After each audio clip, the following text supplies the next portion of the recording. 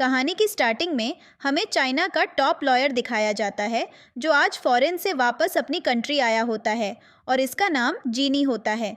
जैसी वह कंट्री में एंटर करता है, एयरपोर्ट पर मीडिया की लाइन लग जाती है और सभी जीनी का इंटरव्यू लेना स्टार्ट करते हैं। सभी मीडिया वाले उससे पूछ रहे होते हैं कि जीनी, आपका चाइना वापस आने का क्या रीज़न था? क्या आप अपनी लवर से मिलने आए हैं? जिस पर जिनी बोलता है कि नहीं, जिस इंसान से मैं सबसे ज़्यादा नफरत करता हूँ मैं उससे मिलने आया हूँ। इसके बाद सीन चेंज होता है। हम देखते हैं कि वह अपनी कार में बैठने जा रहा होता है। तभी वहाँ पर एक गरीब बूढ़ी औरत आती है और वह जिनी के सामने आकर गिड़गिड़ाने लगती है।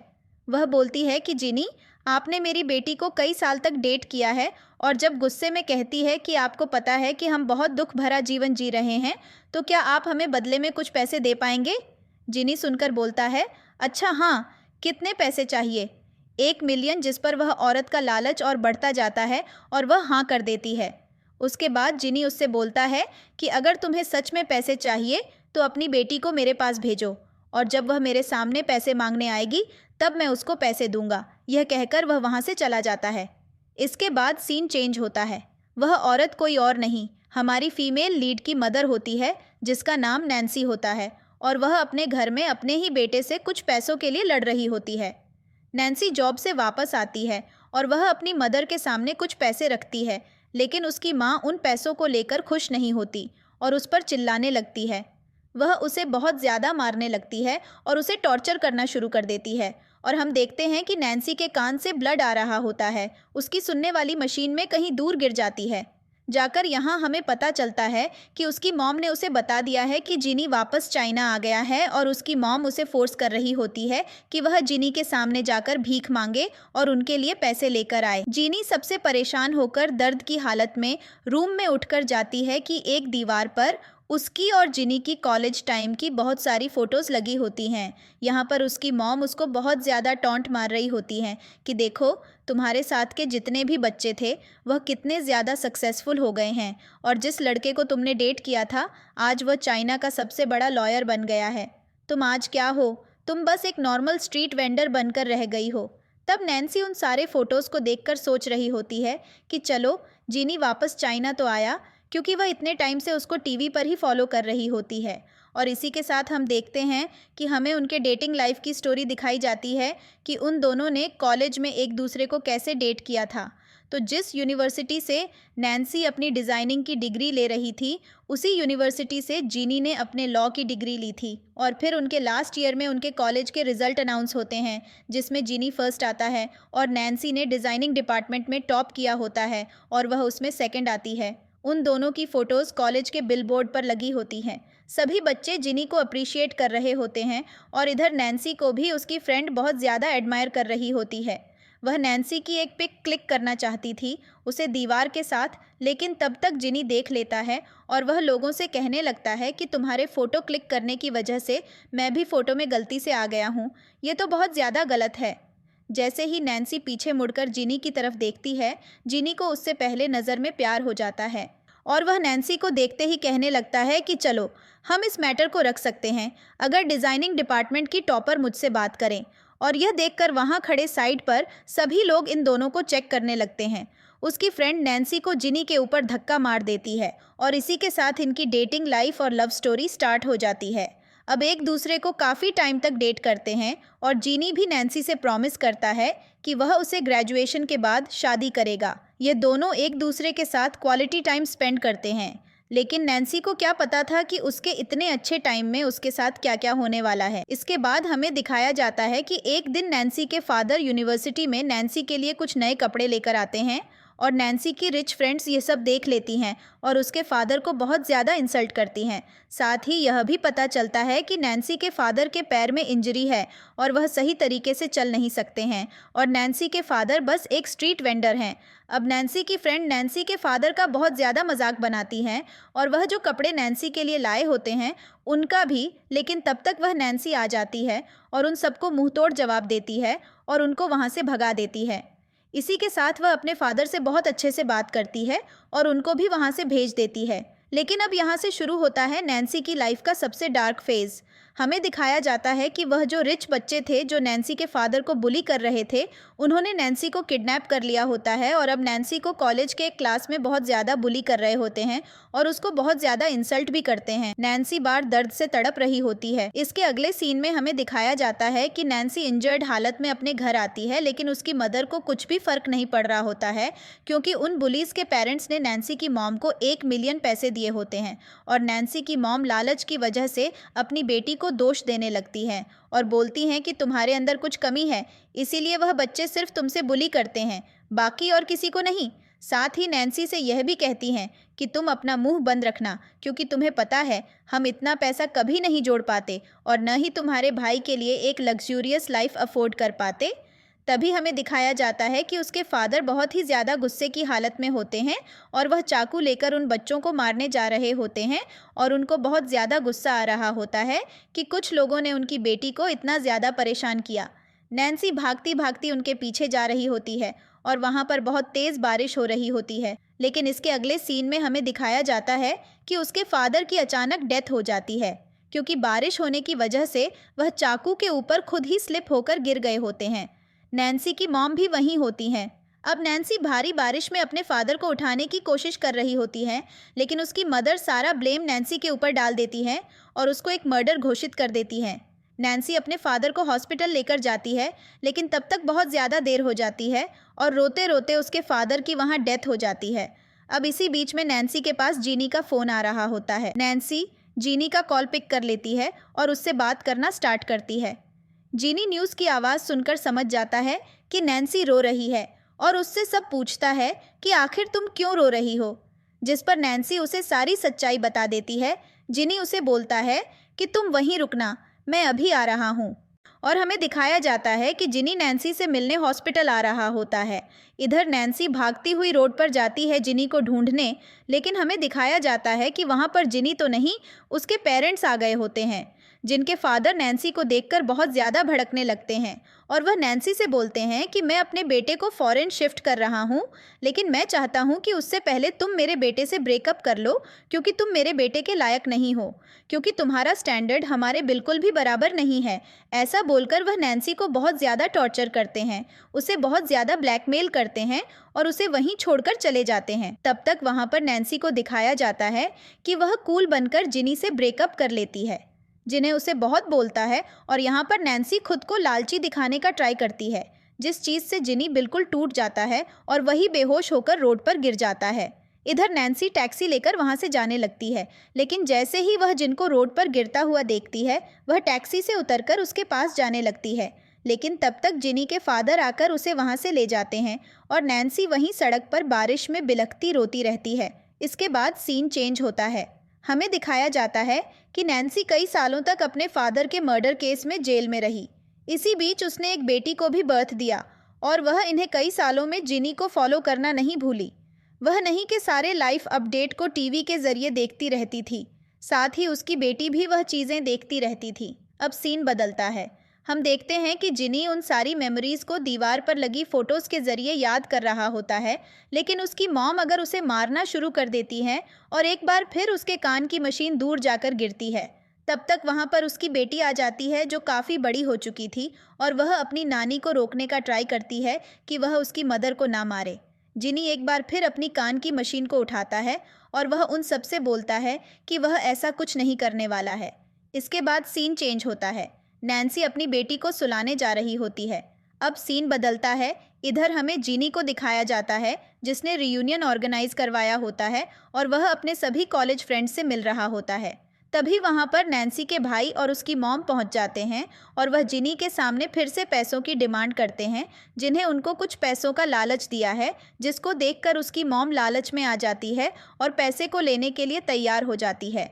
लेकिन जिनी उन्हें ब्लैकमेल करता है और बोलता है कि तुम ऐसा हर किसी के साथ करती हो और सबको ब्लैकमेल करके पैसे लेती हो, और उन दोनों को घुटनों पर गिरा देता है और उनसे बोलता है कि अगर तुम्हारी बेटी थोड़ी देर में यहाँ नहीं आई तो मैं तुम्हारे साथ वह हाल करूँगा जो तुमने कभी नहीं सोचा होगा और मैं तुम्हें पुलिस के हवाले कर दूँगा, जिसके बाद तुम्हें कई साल जेल में बिताने होंगे। इस डर की वजह से उसकी मॉम नैन्सी को कॉल लगाती है। नैन्सी वहाँ पहुँच जाती है। जिनी को नैन्सी को इतने सालों बाद देखकर एकदम शॉक में होता है, लेकिन यहाँ पर वह बस नैन्सी से बदला लेना चाहता था। नैन्सी के कपड़ों की हालत देखकर उसके कॉलेज के फ्रेंड्स उसका मजाक बनाते हैं और उसे बहुत कुछ उल्टा सीधा बोल रहे होते हैं।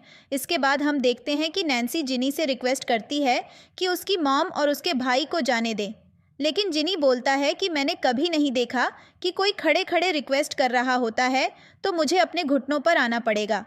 नैन्सी के भाई और उसकी मॉम उसे घुटनों पर आने के लिए बोलते हैं, लेकिन नैन्सी ऐसा नहीं करती।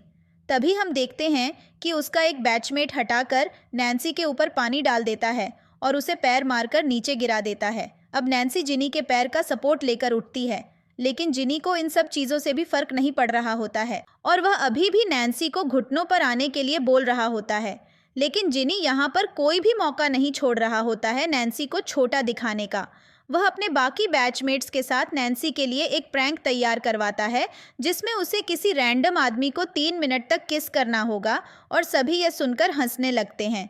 तभी वहाँ पर एक क्लीनर आता है, जिसे देखकर जिनी का एक क्लासमेट बोलता है कि हमें लगता है कि यही बंदा होगा जो नैन्सी के साथ इस प्रैंक को अंजाम देगा, और वह लोग नैन्सी को फोर्स करने लगते हैं उसके पास जाने के लिए। नैन्सी के भाई और उसकी मॉम भी उसे फोर्स कर रही होती हैं उसके पास जाने के लिए। अब नैन्सी के पास कोई ऑप्शन नहीं रह जाता और वह उसके पास जाने लगती है, लेकिन तब भी वह अपने दिमाग में अपने फादर के बारे में सोच रही होती है और उनसे बहुत ज़्यादा माफ़ी मांग रही होती है। जैसे ही वह आदमी के पास पहुंचती है, वह आदमी भी करीब आ जाता है उसे किस करने के लिए, और जैसे ही वह नैन्सी को किस करने जा रहा होता है, तभी वहाँ पर जिनी आ जाता है और वह नैन्सी को पीछे खींच लेता है और सभी लोग जिनी से कहने लगते हैं कि आखिर तुम यह क्या कर रहे हो, तुम्हारे मन में अभी भी इस घटिया लड़की के लिए फीलिंग है। जिनी को सबके ऊपर गुस्सा आता है और वह सबको बाहर जाने के लिए बोलता है। यहाँ पर हम देखते हैं कि वह नैन्सी को खींचकर सोफे के ऊपर गिरा देता है और उससे बात करने का ट्राई करता है। क्या करूं? तुमने इतने टाइम से मेरे साथ कांटेक्ट करने की कोशिश क्यों नहीं की? नैन्सी को फोर्स करने लगता है। तभी अचानक से उसके हाथ में नैन्सी की हीयरिंग एड आ जाती है, जिसे देखकर जिनी को बहुत ज़्यादा सैड होता है और नैन्सी से पूछता है आखिर यह कब हुआ। हम देखते हैं कि जब जिनी उसे फोर्स कर रहा होता है, उसी बीच में उसे बुली होने के सीन्स याद आ रहे होते हैं। फिर इधर नैन्सी दूर जाकर बैठ जाती है डर की वजह से। फिर जिनी उसके पास नहीं आता है और उससे पूछता है क्या कर तुमसे यह कब हुआ, जिस पर नैन्सी बोलती है कि गलती से वह किसी एक्सीडेंट से टकरा गई थी और उसके बाद उसके साथ यह चीज़ हो गई। हम देखते हैं कि जिनी हीयरिंग एड को छोड़कर वहाँ से चला जाता है। वह बाहर आता है और अपने ड्राइवर से उसे कार चलाने के लिए मना करता है और वह खुद ही कार चलाकर वहाँ से चला जाता है और उसको बहुत ज़्यादा रिग्रेट हो रहा होता है कि उसके साथ यह सब क्या हो रहा है और नैन्सी कैसी लाइफ जी रही है, और वह इन सब चीज़ों को सोच सोच कर बहुत ज़्यादा रो रहा होता है। इधर हमें दिखाया जाता है कि नैन्सी अपने घर वापस आती है अपनी बेटी के पास। उसके भाई और माँ उसे ताने मार रहे होते हैं। नैन्सी साफ साफ मना कर देती है कि वह दोबारा जिनी से पैसे मांगने नहीं जाएगी। इसके बाद हम देखते हैं कि उसकी बेटी की नाक से ब्लड आ रहा होता है, लेकिन उसकी बेटी ब्लड को जल्दी से क्लीन करके नॉर्मल होकर अपनी मॉम के पास आती है और उनसे पूछती है कि आखिर वह क्यों सैड हैं, जिस पर नैन्सी कुछ जवाब नहीं देती और उसे सुला देती है। सोने से पहले भी उसकी बेटी उसके पास आती है और वह उसको एक स्वीट सा हग देती है, और वह अगले सीन में नैन्सी को उनके साथ शॉपिंग पर ले जाते हैं। वहाँ पर जिनी भी अपनी फियांसे के साथ आता है। जिनी की मॉम भी उनके साथ होती हैं, जिन्हें नैन्सी देख लेती है, लेकिन वह नैन्सी से कुछ बात नहीं करता और वह अपनी फियांसे के लिए एक बहुत बड़ी डायमंड की रिंग खरीदता है और वह बोलता है जिसको सुना सुना के किसी लड़की ने मुझसे बोला था कि मैं उसके लिए डायमंड की रिंग नहीं खरीद सकता हूँ। आज देखो, मैं चाइना का सबसे बड़ा फेमस लॉयर हूँ और मैं तुम्हारे लिए सब कुछ खरीद सकता हूँ। नैन्सी यह सारी चीज़ें सुन रही होती है और उसको बहुत ज़्यादा सैड फील हो रहा होता है। उसके बाद हम देखते हैं कि उसका भाई और उसकी मॉम उसे वहाँ से ले जाते हैं और उसी आदमी के पास, जिसका नाम जिया होता है, उसे नैन्सी को सौंप देते हैं और उसके बदले उससे 2 मिलियन का चेक ले लेते हैं। फिर हमें दिखाया जाता है कि वह नैन्सी को अपने पागल बेटे की वाइफ बनाना चाहता था, लेकिन नैन्सी उन सबको धक्का मारकर वहाँ से भाग निकलती है और वह जाकर सीधा जिनी से टकरा जाती है, जिनसे वह मदद की भीख मांगती है। लेकिन जिनी उसकी मदद करने से मना कर देता है और वापस उन लोगों को सौंप देता है और वह नैन्सी से बोलता है कि तो मैं ऐसे जाऊँ, यहाँ तमाशा मत क्रिएट करो, मेरी फियांसे आने वाली है और वह हमें गलत समझ जाएगी, बोलकर ज़बरदस्ती नैन्सी को वहाँ से ले जाते हैं। नैन्सी रोती रहती है, लेकिन जिनी को कुछ फर्क नहीं पड़ रहा होता है। तब तक उसकी फियांसे वहां आती है, जिनकी मॉम को उसके बारे में सब पता था और वह लोग कार में नैन्सी के बारे में ही बात कर रहे होते हैं। और हमें पता चलता है कि जिनी ने कॉलेज टाइम में इसी को बहुत सारे कॉल्स किए थे, लेकिन नैन्सी जेल में होने की वजह से उसके एक भी कॉल का जवाब नहीं दे पाती। जिनी की मॉम उसे बोलती है कि तुम्हें जाकर उस लड़की को बचाना चाहिए, लेकिन जिनी की फियांसे साफ साफ मना कर देती है। फिर जिनी को उसके कॉलेज लाइफ के सीन्स याद आते हैं और वह अपनी कार मोड़ लेता है और जाकर नैन्सी को उन लोगों से बचा लेता है और वह उन लोगों को बहुत ज़्यादा पीटता है और वह उन लोगों से बोलता है, दोबारा नैन्सी की तरफ आँख उठाकर ना देखना। फिर वह नैन्सी को गोद में उठाकर अपनी कार में बिठा देता है। नैन्सी उसे उसकी जान बचाने के लिए थैंक यू बोलती है, लेकिन हम देखते हैं कि जिनी उससे सवाल करता है कि मैंने तुमसे इतने सारे कॉल्स किए थे, तुमने उनमें से किसी का जवाब क्यों नहीं दिया। नैन्सी उसे कुछ नहीं बोलती और जिनी उसे उसके घर के सामने जाकर ड्रॉप कर देता है। इधर हमें दिखाया जाता है कि नैन्सी के भाई और उसकी मॉम उसकी बेटी से बहुत सारा काम करवाते हैं। नैन्सी का भाई उसकी बेटी को मारता भी है, लेकिन नैन्सी की बेटी बहुत ज़्यादा परेशान होती है, इसलिए वह अपनी मॉम को ढूंढने अकेले ही बाहर निकल जाती है। जैसे ही नैन्सी वहां ड्रॉप करता है, उसकी बेटी एकदम उसके पास आ जाती है। नैन्सी बहुत ज़्यादा परेशान हो जाती है अपनी बेटी को अकेला यहाँ सुनसान जगह पर देखकर। वह अपनी बेटी से पूछती है, तुम यहाँ क्या कर रही हो? जिस पर वह जवाब देती है कि मैं आपको ढूंढने आई थी क्योंकि नानी और आपके भाई मुझे परेशान कर रहे थे। और उसके बाद हम देखते हैं कि उसकी बेटी की नाक से ब्लड निकलने लगता है और वह वहीं बेहोश होकर गिर जाती है। नैन्सी बहुत ज़्यादा परेशान हो जाती है और वह अपनी बेटी को गोद में उठाकर हॉस्पिटल ले जाती है।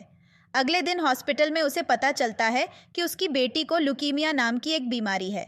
नैन्सी इस मोमेंट पर बहुत ज़्यादा परेशान हो जाती है और वह भागकर अपनी बेटी के पास जाने लगती है, लेकिन डॉक्टर उसे मना करती हैं, ये बोलकर कि उसे रेस्ट करने दो, वह काफ़ी दिनों से पेन में है। अब यह सुनने के बाद नैन्सी और ज़्यादा टेंशन में आ जाती है। फिर थोड़ी देर बाद उसकी बेटी को होश आता है और डॉक्टर उससे पूछती हैं, बेटा मुझे बताओ, तुम्हें इससे पहले नोज़ ब्लीडिंग हुई थी क्या? जिस पर उसकी बेटी हाँ करती है। और उसके बाद डॉक्टर उसे पूछती हैं, आखिर तुमने इस चीज़ के बारे में अपनी मॉम को क्यों नहीं बताया? जिस पर उसकी बेटी बहुत इमोशनल होकर रिप्लाई देती है और बोलती है कि मेरी मॉम के पास लाइफ में वैसे ही बहुत ज़्यादा टेंशन है और उनके हाथ में भी बहुत ज़्यादा इंजरी है और वह बहुत मेहनत करती हैं और बहुत परेशान रहती हैं मेरे लिए, इसलिए मैं उन्हें टेंशन में नहीं लाना चाहती थी और मैंने इस चीज़ के बारे में उन्हें नहीं बताया। अब ये सुनने के बाद तो नैन्सी और ज़्यादा इमोशनल हो जाती हैं और वह रूम के बाहर ही रोने लगती हैं। लेकिन तभी वहाँ पर हमें दिखाया जाता है जिनी को, जो अपनी फियांसे को डॉक्टर के पास विजिट कराने लाया होता है क्योंकि उसकी फियांसे को फुट में थोड़ी सी इंजरी आ गई होती है। नैन्सी उसे देख लेती हैं, लेकिन वह जिनी से बात नहीं करती हैं और वह वहाँ से अपनी बेटी के लिए दवाई लेने चली जाती है। इधर हमें दिखाया जाता है कि जिनी की फियांसे के करीब आने की कोशिश कर रही होती है, लेकिन जिनी उसे साफ साफ मना कर देता है यह बोलकर कि तुमसे शादी करने का डिसीजन मेरा नहीं, मेरी फैमिली का है, तो तुम प्लीज़ मुझे ऐसे तंग मत करो। और वह गलती से जिनी से टकरा जाती है। जिनी उस बच्चे को गिरता हुआ देख उठाता है और उससे उसका नाम पूछता है, जिस पर वह अपना नाम मेसी बताती है। जिनी उससे पूछता है, आखिर तुम क्या कर रही हो? जिस पर वह बताती है कि मैं काफ़ी देर से अपनी मदर को ढूंढ रही हूँ और वह इतने बड़े हॉस्पिटल में मुझे कहीं मिल नहीं रही हैं। इसके बाद हमें दिखाया जाता है कि जिनी उसे अपना फ़ोन देता है और बोलता है कि देखो, तुम्हारे अंकल के पास फ़ोन है तो वैसे अपनी मॉम को बता सकती हो कि उन्हें कहाँ आना है, तो मैं उनका नंबर तो याद होगा ना। जिस पर मेसी बोल देती है, हाँ मुझे उसका नंबर याद है, और वह अपनी मॉम को कॉल मिला देती है और वह अपनी मॉम को बोलती है कि वह एक अंकल के साथ है और उनसे बोलती है कि उसका वार्ड नंबर कौन सा है। जिस पर नैन्सी जवाब देती है 406 और नैन्सी की बेटी उसे वहीं मिलने आने के लिए बोलती है। हम देखते हैं कि जिनी नैन्सी को बेटे को उसके बेड पर छोड़ने के लिए ले जाता है। इधर नैन्सी भी भाग भाग कर अपनी बेटी के पास आ रही होती है। तभी उसके सामने वह कॉलेज की लड़कियां आ जाती हैं जिन्होंने उसे बुली किया था और वह नैन्सी को परेशान करने लगती है। इधर वह लड़कियां लगातार नैन्सी को परेशान कर रही होती हैं। तब तक वहां पर जिनी आ जाता है और वह लड़कियों को वोटिंग देकर वहां से ले जाता है। उनमें से एक लड़की, जिसको जिनी के ऊपर कॉलेज टाइम में क्रश होता है, वह अभी भी नैन्सी से बहुत ज़्यादा जेलस हो रही होती है। तभी उसे पता चलता है कि यहाँ पर जिनी की फियांसे भी आई हुई है। वह उससे जाकर मिलाती है और उसके कान भरने लगती है नैन्सी के खिलाफ में। फिर इधर नैन्सी जिनी को उल्टा सीधा बोलकर उससे छुटकारा पाकर वहाँ से निकल लेती है। लेकिन तब भी नैन्सी के सामने वह आदमी आ जाता है जिसने उसको हरास किया था और उसे बुली करते समय बहुत ज़्यादा परेशान किया था। वह फिर से नैन्सी को पकड़ लेता है और उसे बोलता है, तू मुझे कई टाइम बाद मिली हो और तुम उस टाइम से बहुत ज़्यादा सुंदर हो चुकी हो। और ऐसा बोलकर वह नैन्सी को फिर से हरासमेंट करने लगता है। नैन्सी बाहर पर चिल्लाने लगती है मदद के लिए। उसकी चीख सुनकर जिनी भागा हुआ आता है और उस आदमी को बहुत ज़्यादा मारता है। अब नैन्सी जिनी को रोक देती है, लेकिन वह आदमी बहुत ज़्यादा बदतमीज़ होता है और वह नैन्सी के सामने बोलने लगता है, तुमने इसको बताया नहीं क्या मैं इसको सारी सच्चाई बता दूँ? इस मोमेंट पर नैन्सी डर जाती है क्योंकि उसे लग रहा होता है कि यह सब उसकी गलती थी और वह उससे रिक्वेस्ट करने लगती है कि वह कुछ भी न बोले।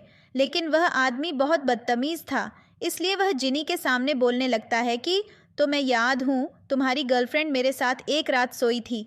अब इसके अगले सीन में हमें दिखाया जाता है कि जिनी की मॉम और उसकी फियांसे नैन्सी के ऊपर चढ़ रहे होते हैं और जिनी की मॉम बहुत ज़्यादा नाराज़ हो रही होती है नैन्सी के ऊपर और उसे बोल रहे होते हैं कि तुम्हारी वजह से मेरा बेटा जेल जाते जाते बचा है। तुम मेरे बेटे की लाइफ में एक ब्लैक स्पॉट हो। इधर से नहीं, जेल से वापस आ जाता है और वह नैन्सी के सामने खड़ा होता है। अब नैन्सी उससे अपनी नज़रें नहीं मिला पा रही होती है। फिर उसके बाद हमें दिखाया जाता है कि अब नैन्सी को घर जाना होता है और इधर वह बदतमीज़ आदमी और जिनी को अपने पास खड़ा पाती है। अब वह बदतमीज़ आदमी नैन्सी से बोलता है कि तुम मेरी कार में बैठ रही हो या मैं तुम्हें ज़बरदस्ती खींच कर ले चलूँ। अब यहाँ पर नैन्सी बहुत ज़्यादा कॉम्प्लिकेटेड सिचुएशन में होती है, लेकिन जिनी उसे गोद में उठाकर अपने साथ ले जाता है। इसके बाद का सीन जिनी के घर पर शिफ्ट होता है, जहाँ जिनी नैन्सी को अपने बाथरूम में ले जाता है और उसके ऊपर पानी डालने लगता है और उस पर बहुत ज़्यादा नाराज़ हो रहा होता है।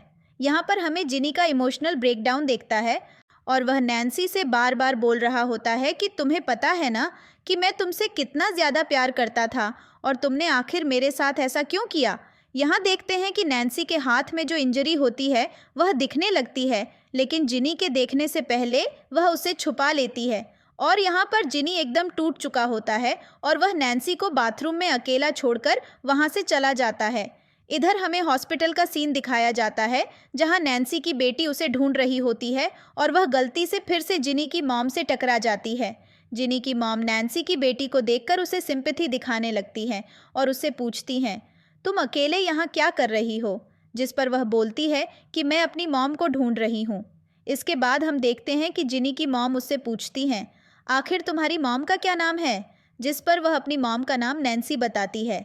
यह सुनकर जिनी की मॉम को डाउट होता है कि शायद यह लड़की उनके बेटे की ही डॉटर हो और इसलिए वह उसका एज भी पूछती हैं, जिस पर वह अपनी उम्र 5 साल बताती है। और यहाँ पर जिनी की मॉम के दिमाग में हिट करता है कि 5 साल पहले जिनी और नैन्सी एक दूसरे को डेट कर रहे थे और वह इस चीज़ के लिए श्योर हो जाती हैं कि यह लड़की उनके बेटे की डॉटर है। वह सीधा अपने बेटे को कॉल मिलाती हैं और उसे हॉस्पिटल आने के लिए बोलती हैं और उसे कमरे का नंबर बताती हैं। अब जिनी को डाउट होने लगता है कि शायद वही लड़की तो नहीं जिससे वह कुछ टाइम पहले हॉस्पिटल में मिला था। फिर वह खुद को तैयार करके डोर ओपन करता है और वह अपने सामने उसी लड़की को पाता है। वह भागकर उसके पास जाता है और उसे देखकर इमोशनल होने लगता है और वह अपने दिमाग में यह चीज़ कंफर्म कर चुका होता है कि यह किसी और की नहीं, उसकी बेटी है। जिनी की मॉम उसे बोलती हैं कि मैंने ऐसी लड़की के सैंपल भेज दिया है, कुछ टाइम में डीएनए रिपोर्ट भी आ जाएगी। इधर हमें दिखाया जाता है कि जिनी की फियांसे उसकी दोस्त के साथ आ जाती है। इधर नैन्सी भी भागते हुए रूम में आती है और वह डर जाती है कि शायद उसकी बेटी को उसके साथ ले जाएगा और इसलिए वह अपनी बेटी को अपने पास बुला लेती है। हम देखते हैं कि जिनी नाराज़ हो रहा होता है और बोलता है कि तुमने मुझे क्यों नहीं बताया कि यह मेरी बेटी है, जिस पर नैन्सी साफ साफ मना कर देती है कि यह तुम्हारी बेटी नहीं है, यह मेरी बेटी है। तब तक वहाँ पर डीएनए रिपोर्ट्स भी आ जाती हैं। जिनी जेन्युइन डीएनए रिपोर्ट्स को देखने लगता है और एकदम से चिल्लाने लगता है क्योंकि उसे कंफर्म हो जाता है कि यह उसकी बेटी नहीं है। इधर हम देखते हैं कि जिनी बहुत ज़्यादा नाराज़ हो रहा होता है और वह नैन्सी पर गुस्सा हो रहा होता है, जिसे देखकर नैन्सी की बेटी उससे बोलती है, प्लीज़ मेरी मदर को मत परेशान करो, उनके बॉडी पर बहुत ज़्यादा इंजरी हो रखी है। और जैसे ही उसकी बेटी यह बात बोलती है, नैन्सी उसका मुंह बंद कर देती है। इधर हम देखते हैं कि जिनी की फियांसे उसके ऊपर गलत एलिगेशंस लगा रही होती है और बोलती है कि लड़की बहुत ज़्यादा कैरेक्टरलेस है, पता नहीं किस किस के साथ सोई हो और ये बेटी भी पता नहीं किसकी है। तब जिनी ने अपना हाथ दीवार में मारकर खून निकाल लिया होता है और उसकी फियांसे को वहाँ से ले जाने लगती है। इसके बाद हम देखते हैं कि जिनी की मॉम भी नैन्सी को बहुत उल्टा सीधा बोलकर वहाँ से चली जाती है। फिर हम देखते हैं कि नैन्सी अस्पताल में अपनी बेटी के साथ अकेली रह जाती है, तो उसके स्कूल के बैचमेट्स उसे परेशान करने के लिए आ जाते हैं। थोड़ी देर बाद हमें दिखाया जाता है कि नैन्सी की बेटी ज़मीन पर बेहोश होकर गिर जाती है। नैन्सी अपनी बेटी को जल्दी से डॉक्टर के पास ले जाती है और उसे काफ़ी देर तक होश नहीं आता और हम देखते हैं कि डॉक्टर नैन्सी को समझाता है कि उसे होश आ जाएगा, लेकिन वह डॉक्टर नैन्सी से पूछती है, तुम मुझे यह बताओ कि मैसी दुनिया में कैसे आई, जिस पर नैन्सी सारी सच्चाई बताती हैं कि कुछ लोगों ने उसका हरासमेंट किया जिसकी वजह से मैसी आई, और जब वह जेल में थी अपने फादर के मर्डर के केस में, तब उसे पता भी नहीं था कि वह प्रेग्नेंट है। और उसका पेट जब बड़ा होता गया तो वह बहुत ज़्यादा डर गई और उसने बहुत कोशिश की बच्चे को गिराने की, लेकिन वह ऐसा नहीं कर पाई। कुछ टाइम बाद वह पागल हो गई, लेकिन मैसी हमेशा उसके साथ रही और हर चीज़ में उसने उसका सपोर्ट किया। और आज जब उसकी बेटी बड़ी हो गई, हम इसी को सपोर्ट करने की कोशिश कर रहे हैं, तो वह कुछ नहीं कर पा रही हैं और यह सब सोच सोच कर वह रोने लगती हैं। फिर उसके थोड़ी देर बाद मैसी को होश आ जाता है। नैन्सी उसके लिए कुछ सामान लेने चली जाती है, लेकिन तब तक वह बदतमीज़ लोग और वह लड़कियां आकर नैन्सी की बेटी को वहां से ले जाते हैं। अब नैन्सी बहुत ज़्यादा डर जाती है और वह इधर उधर रोने लगती है। तभी उसके पास कॉल आता है और वह बदतमीज़ लड़का नैन्सी को एफआईआर से उसके पास बुलाता है, उसे बुली करने के लिए। नैन्सी वहाँ चली जाती है। बोलो उसे बहुत ज़्यादा बुली कर रहे होते हैं और इस बार फिर से उसका हैरेसमेंट करने जा रहे होते हैं, लेकिन तब तक वह डॉक्टर इन सारी चीज़ों के बारे में जिनी को बता देता है, जिन्हें अपने घर से भागते हुए उसकी फियांसे भी उसके पीछे पीछे आती है। हालांकि जिनकी फैमिली उसे बहुत ज़्यादा रोक देती है, लेकिन वह फिर भी नहीं मानता। जब वह आता है तो वहाँ पर वह नैन्सी को उन लोगों के पास देखता है, लेकिन वह बदतमीज़ आदमी नैन्सी को मजबूर कर लेता है और नैन्सी को वह सब करना पड़ता है जो वह आदमी उससे बोल रहा होता है। इसके बाद हम देखते हैं कि जिनी भी नैन्सी को बहुत गलत तरीके से ले जाता है और वह उसको उसके मुंह पर घटिया और जाने क्या क्या बोलकर वहाँ से चला आता है। फिर इसके थोड़ी देर बाद वह बदतमीज़ आदमी नैन्सी को उसकी बेटी दे देता है। नैन्सी अपनी बेटी के साथ घर आ जाती है। फिर एस्केलेशन में हमें दिखाया जाता है कि जिनी जेलसी की वजह से अपनी फियांसे से शादी करने वाला होता है। इधर नैन्सी की बेटी उसको हिम्मत देती है कि वह जाकर जिनको सारी सच्चाई बता दे और उसके साथ शादी कर ले। अब नैन्सी यह सब सोचकर हिम्मत ले आती है और उसके बाद वह उन लोगों के पास जाती है और उनको सारे सबूत दिखाती है जिन लोगों ने उसे स्कूल टाइम पर बहुत ज़्यादा बुली किया होता है। लेकिन वे लोग फिर से नैन्सी को घेर लेते हैं और उसे एक कमरे में बंद कर लेते हैं और अब वे फिर से नैन्सी के साथ कुछ गलत करने जा रहे होते हैं। इसके बाद नैन्सी की बेटी भागती हुई जिनी की शादी की लोकेशन पर जा रही होती है, लेकिन वो रास्ते में ही अपनी बीमारी की वजह से बेहोश होकर गिर जाती है। अब इसके अगले सीन में हमें जिनी की शादी की लोकेशन दिखाई जाती है, लेकिन तब तक वहाँ पर नैन्सी की बेटी पहुँच चुकी होती है और वह वहाँ जाकर जिनी को सारी सच्चाई बता देती है। अब जिनी सब जानकर बहुत ज़्यादा परेशान होता है और वह नैन्सी की बेटी के साथ उसी लोकेशन पर पहुंच जाता है जहां पर नैन्सी को कुछ लोग परेशान कर रहे होते हैं। वह आदमी को बहुत ज़्यादा मारता है और उन सबको वहां भगा देता है। उसके बाद वह वहीं ज़मीन पर गिर जाता है, लेकिन वहां ज़मीन पर वह सारे सबूत देख लेता है और वह सारी फ़ोटो में नैन्सी के चोट के निशान होते हैं और वह यह देखकर बिल्कुल पागल हो रहा होता है और उसे समझ नहीं आ रहा होता कि उसने नैन्सी को इतना ज़्यादा गलत कैसे ले लिया। उसके बाद वह नैन्सी को गले लगाता है और उससे बोलता है कि वह नैन्सी से शादी ज़रूर करेगा और साथ ही उसे न्याय भी दिलवाएगा। साथ ही वह नैन्सी की बेटी से भी यह कहता है कि वह दुनिया के सबसे बेहतरीन डॉक्टर से उसका इलाज करवाएगा और उसे मरने भी नहीं देगा। इसके अगले सीन में हमें दिखाया जाता है कि जिनी अपने इस मिशन के लिए तैयार हो गया होता है और अब नैन्सी भी बहुत ज़्यादा कॉन्फिडेंट हो गई होती है। वह मीडिया के सामने आकर सब गवाही देने लगती है।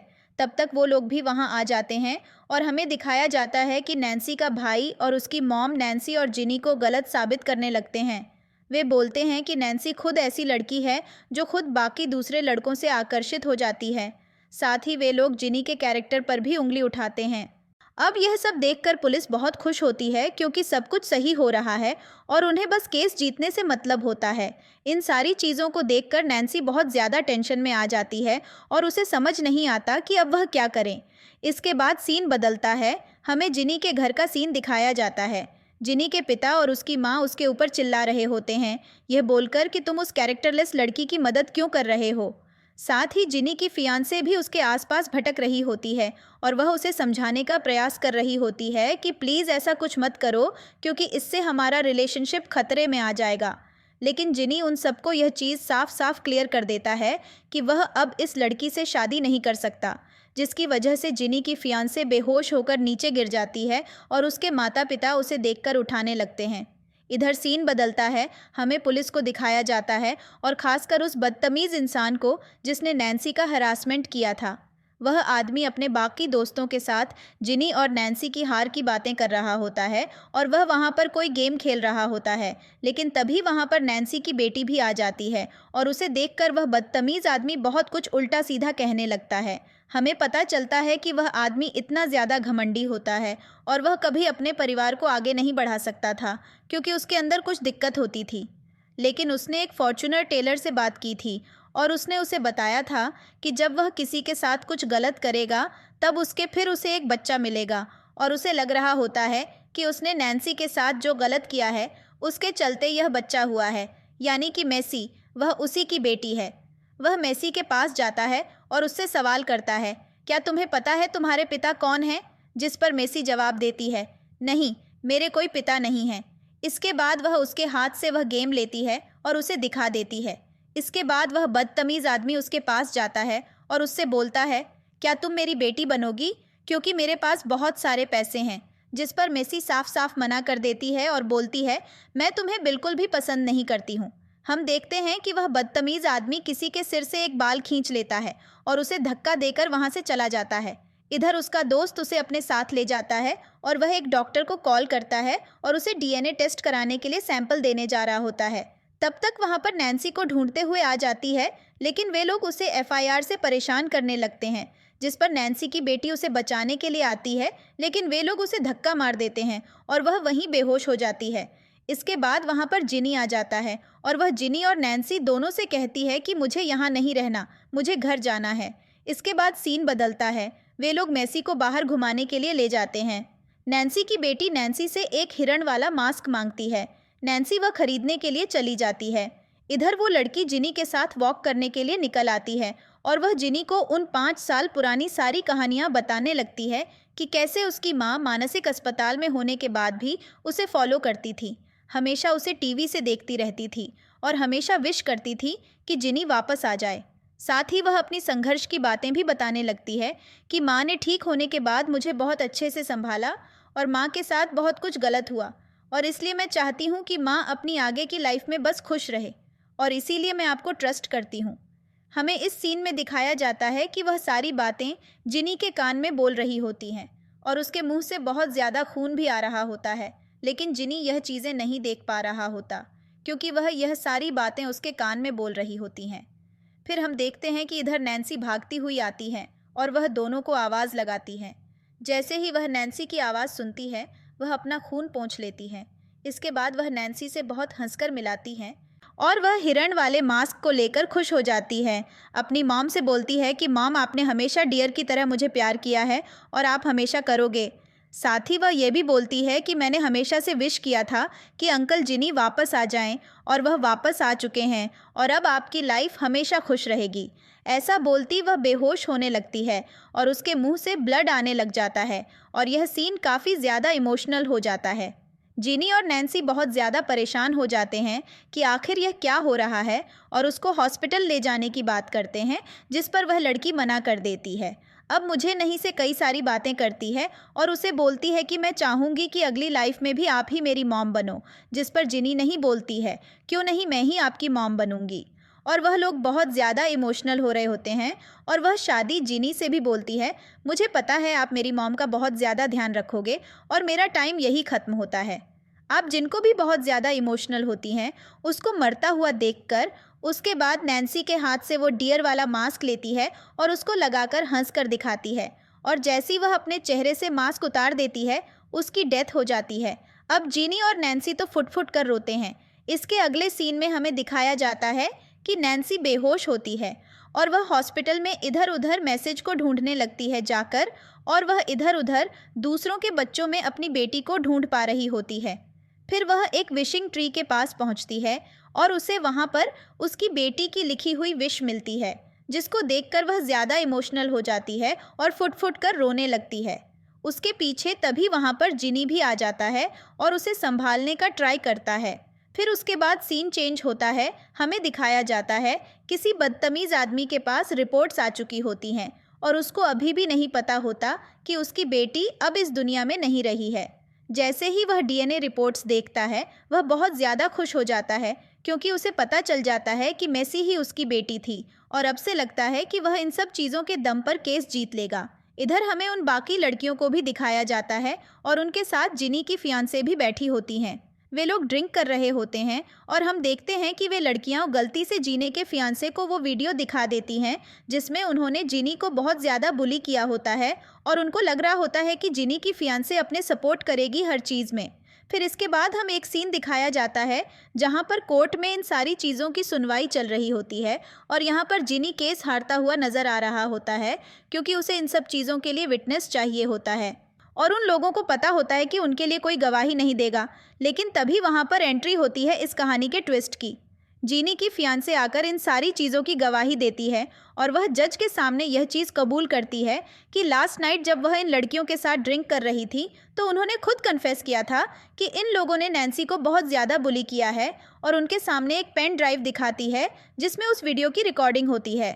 हम देखते हैं कि इस चीज़ को देखकर वह सारे बुली लोग उस लड़की के ऊपर चढ़ने लगते हैं, लेकिन पुलिस उनसे उसे बचा लेती है। अब पूरी वीडियो पूरे कोर्ट के सामने चलाई जाती है और यहाँ पर नैन्सी बहुत ज़्यादा शर्मसार हो रही होती है, लेकिन जी न्यूज़ को संभाल लेता है। अब उन लोगों को जेल भेज दिया जाता है। जैसे ही जिनी बाहर आता है, बाहर बहुत सारी वीडियो का वेट कर रही होती है। नैन्सी उन सबके सामने अपने स्टेटमेंट्स देती है। साथ ही जिनी की फियांसे से भी नैन्सी बोलती है कि हम सभी दोस्त नहीं हो सकते हैं, लेकिन हम इंसान तो हो सकते हैं। तुम्हारे साथ जो चीज़ हुई है वह बेशक गलत है। फिर हमें उन लोगों को दिखाया जाता है, उन सबको पुलिस ले जा रही होती है। इसमें नैन्सी के भाई और उसकी मॉम भी शामिल होते हैं। वह लोग नैन्सी से भीख मांग रहे होते हैं, लेकिन नैन्सी उन सबकी तरफ नहीं देखती। तभी वह बदतमीज़ आदमी आकर नैन्सी से अपनी बेटी मांगता है, जिस पर नैन्सी बोलती है कि हाँ मेरी बेटी मेरे पास है। वह आदमी बोलता है किधर है? वह बोलती है कार में बैठी हुई है। जैसे ही वह कार का गेट खोलता है तो वहाँ पर मेसी के फ्यूनरल की एक फ़ोटो होती है, जिसे देखकर वह आदमी समझ जाता है और नैन्सी उसे बोलती है कि तुमने अपनी बेटी को खुद ही मार दिया और यह सब तुम्हारे बुरे कर्मों का फल है। इसके बाद हम देखते हैं कि सभी लड़कियां नैन्सी के सपोर्ट में आ जाती हैं और वह नैन्सी से बोलती हैं कि मुझे बाकी सब नहीं पता, पर मुझे इतना पता है कि यह सब तुम्हारी गलती नहीं थी। नैन्सी इस मोमेंट पर बहुत ज़्यादा प्राउड फील कर रही होती है। फिर इसके अगले सीन में दिखाया जाता है कि जिनी ने नैन्सी का एडमिशन एक डिज़ाइनिंग कंपनी में करवा दिया होता है और बोल रहा होता है कि तुम्हारे बहुत बड़े ड्रीम्स थे, अब तुम जाकर उनको फॉलो करो मेरे लिए, नहीं तो मेसी के लिए सही। और इसी के साथ इस ड्रामा की एक हैप्पी एंडिंग हो जाती है।